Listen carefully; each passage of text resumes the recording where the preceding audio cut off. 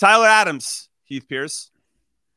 Apparently, his new coach at Leeds, Daniel Farke, saying that he won't be fit to start the season, and he could be out until after September's international break. Tyler had hamstring surgery in March, to give everybody a reminder. Now, Tyler, since his manager said this, has posted a story on Instagram saying, be back soon, and it's him in motion running. And I wonder if that was important for him to put out, because there is interest from current Premier League teams, including West Ham, that want to sign him. This is not good news for Tyler Adams, Heath Pierce. Yeah, it's actually not good at all, because we wanted him out of there. We know the cost it would take, and you know, anytime you stay longer in an environment you can't control, I think the back soon thing helps. You know, he's doing some laps. It does, for sure. Certainly. Yeah, we can see him here running back and forth. Yeah, I'll tell you though, hamstrings are a tricky one. Once I did my a big hamstring, it became a hamstring once a year.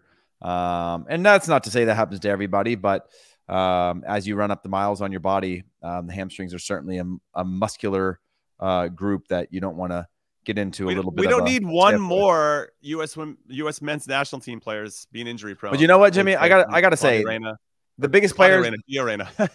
This is where you talk about critical mass. I mean, when you talk about a national team, and the best ones in the world, they do experience just as much injury as we do to their stars and big players throughout their career. But you have to have a pool big enough that you don't put all of your expectations into a few guys to be the ones that are going to end up being the very, very best or healthy all the time. And if you go back to our last 3-4 years, we very rarely put out 11. Probably had 10 going into the Nations League semifinal and final, right, of our best team. That was the closest we'd ever been, what I felt, to like, oh yeah, there. And then we're going to spend the next few years kind of tinkering with who we have available and whatnot. So it's unfortunate, but my main thing for him is hopefully come back healthy and then get out of there quick.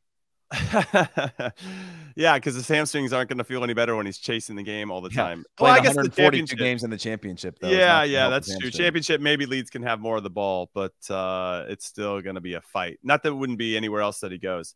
But I wonder what does that mean then? Because we're talking about his club career. What do you think that means for his national team when we think about, or our national team, I should say? Greg brings him back into the fold. I don't think there's going to be any rush to bring him back for Uzbekistan and Oman, but there's some bigger friendlies a little bit later in the year when we play Germany and Ghana, which I do want to see him back for. This is going to give, I guess, another opportunity to some other players or Yunus Musa once again, and / Weston McKennie, to hold down that spot as we try to figure out the depth. Maybe it's not the worst thing ever, especially against those two weaker, quote unquote, weaker opponents, to continue to tinker a little bit. I don't know what your thoughts on there's a positive way to spin this. I'm doing my best, but maybe otherwise. I think the positive way to spin this, Jimmy, is that we would have gone to Kellen Acosta before, or another like-ish version of Tyler Adams, just not as good. And Kellen Acosta's done some great things for the national team and put in an incredible shift over the last, decade with the national team, or however long it's been. But now it's an opportunity to think differently, right? And go with something different. And I think that we did that in the Nations League. And it's an opportunity, if Tyler Adams is not available, for us to just think a little bit differently and almost test our own theories as fans to say, we spent a lot of time last year, Jimmy, putting Tyler Adams as like 1, 2, or 3 in our lineup, right? And I'm not saying he's not when he's fit and healthy, but it is an opportunity for somebody else and a different way of thinking, a different way of playing that might make us better, because we said MMA ended up being quite a big limitation for us in terms of our connectivity between the back and the front of the field. We're serviceable in a lot of ways, industrious in every way, but in terms of things that we wanted, in terms of being a more attacking team, now that we have Fuller and Balogun, might be a different way of thinking and force our hands like it did in the Nations League to put other players on the field than saying, well, I'm going to go with a version of that position that's not as good or close to as good and hope for the best, or just make do. Let's think differently and play with a different type of player in that spot. Could you imagine a world where Tyler Adams is an automatic starter for our men's national team? I'd be like, hey, we've actually kind of not necessarily moved on from you, but we figured out a way to have success without you. Obviously that's the risk for any player. But it's got to be Musa, McKennie, or Adams is not a starter in our national team moving forward when the team is healthy. Unfortunate, but that's obviously. No, I know it's a great problem to have, and it speaks to the depth that we have, and That's exciting, but yes, that's quite a conundrum for Greg Berhalter and his coaching staff. Not my problem. Mayor, yeah, it's not our problem. We just get to sit here and crack on the decisions you make. But if you make a mistake, we're all over you. Yeah, exactly. Yeah. We're in a position of power. Let's go.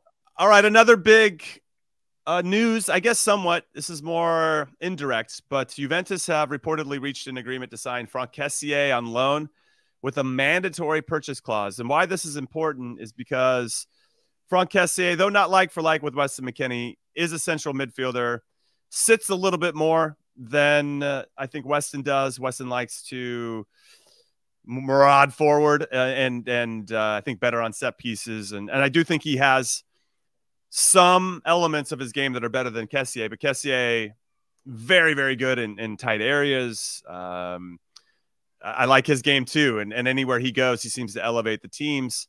So this is an interesting signing because I think it doesn't bode well, Heath, for Weston's future at Juve. But every time we kind of doubt this guy, he seems to step up. And I think he likes and almost thrives when people discount him. So I'm hoping that this happens again because that's the best version of Weston, but or at least it seems that way. What are your thoughts on Kessié coming to Juve? Man, it's competition. I mean, look, I still go back to Weston and he's maybe what I feel leveled or plateaued a little bit in terms of where I think he could go in the next couple of months in this type of environment.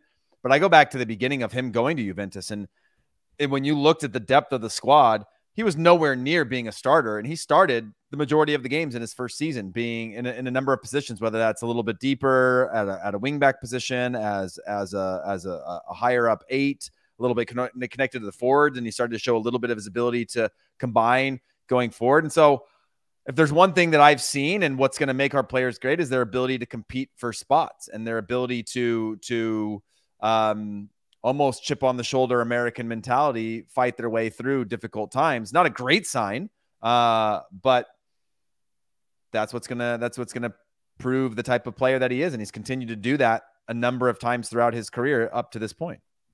Yeah, it's going to be interesting, and obviously, to your point, I think when you strip everything away, competition is what you need to reach your ceiling or to reach your potential. And if you're at one of the big clubs, it's just going to be like that. And it should be like that every single day. You step on the field to practice, there should be no guarantees that you're the guy. And so you keep that edge, that mental edge of, hey, I got to show up and be good today. I need to be sharp today, because if I'm not, the coaching staff might start to look at me a little bit different, or if I'm not bringing my A game. Now, of course, there are some players that are going to have that luxury to be crap at training and will start no matter what. There's always a couple of those per team, even the big clubs. But for the ones that are still fighting for that respect, maybe they get a run of games, but you got to be good in those run of games. I didn't necessarily handle that well. I look more at my college experience. I played for Ziggy Schmidt at UCLA, and he was notorious for, I'm going to give you 3 games, and you're going to prove to me and show me what you can do in those 3 games. Now, there is some room to make a mistake in those 3 games, but man, when you make a mistake in those 3 games, you're not going to see the field for the next 6, right? And so Ziggy had a bit of a professional mentality towards how he was developing us at UCLA, but it definitely prepared me for the harsh realities at times when I became a pro myself. And so I was pissed at him at the time and still maybe harbor some resentment because I didn't feel like I always played that bad, but it did make me better and ready to go once I did hit the pro ranks. And that nobody cares about your feelings when you get to the pros. So there's an element of like, okay, we want to make sure you're in a decent spot so that you're, vibrant and ready to go, off the field. But yeah, feelings become a little bit more secondary. And I think there's probably a big conversation to be had about if you were better and being in tune with your players' feelings, you're probably going to get more out of them. True. And some coaches are good at that. But yeah, we could probably get some people to come in and talk about that a little bit more.